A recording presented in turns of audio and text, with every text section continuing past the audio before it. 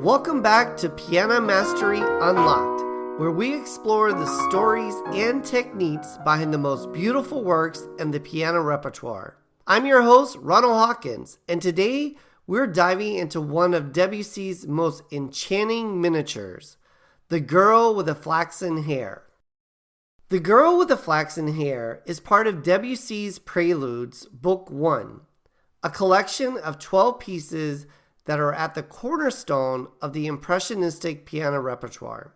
Debussy composed it in 1910, drawing inspiration from French poetry, specifically a poem by Le Comte de Laisselle.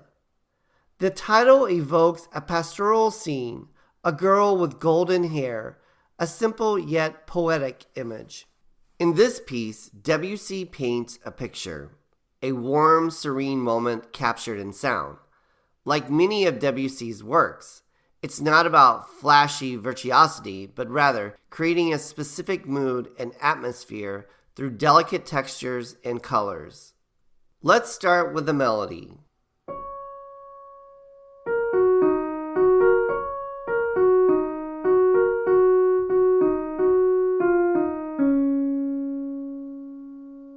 This piece has a calm, flowing quality, and the melody itself is simple, almost folk-like.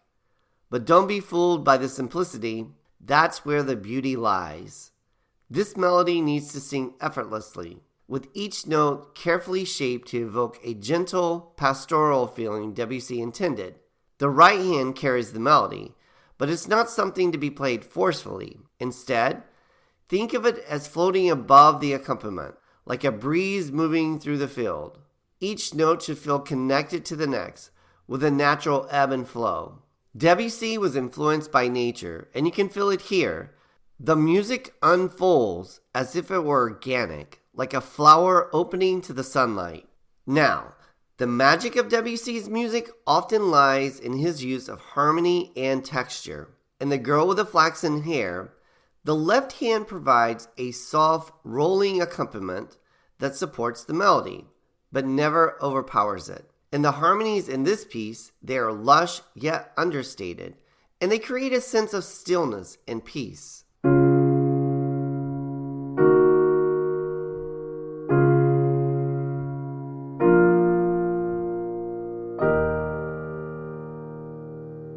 The chord progressions here are beautiful, but they aren't as predictable as you might find in earlier composers like Beethoven or Chopin. Debussy's harmonies often surprise you, taking unexpected turns that evoke a dreamy, otherworldly quality. Pay close attention to these moments as you play. Let them unfold naturally without rushing through them. One of the most important aspects of this piece is the use of pedal to create a sense of fluidity and color. Debussy is a master of tone color, and he relies on the pedal to blur the harmonies just enough to create that shimmering, impressionistic sound. However, it is easy to overdo it. Too much pedal and the notes become muddy. Too little and you lose the magical wash of sound. I recommend experimenting with half pedaling to keep things clear while still maintaining that richness of harmonies. Try to think of the pedal as a paintbrush. You're blending tones together to create different shades and textures.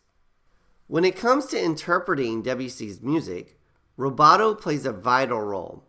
But unlike in Chopin, where rubato can be quite pronounced, Debussy's rubato should be more subtle. It's all about creating a natural ebb and flow, much like breathing.